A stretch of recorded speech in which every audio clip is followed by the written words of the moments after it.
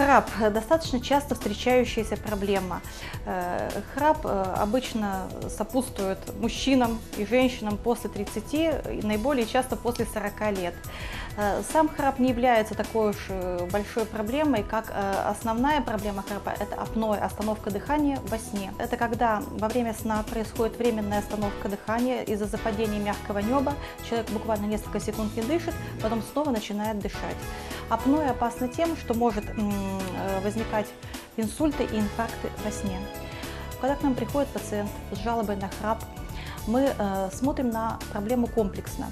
Смотрим состояние его сердечно-сосудистой системы, наличие избыточного веса, смотрим состояние его носа, то есть искривление носовой перегородки, в том числе гипертрофические риниты, аллергические риниты.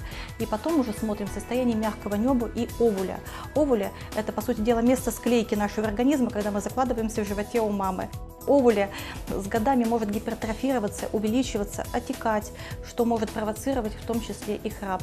Поэтому подходить к проблеме однобоко не рекомендуется. Нужно подходить не комплексно и решать ее комплексно.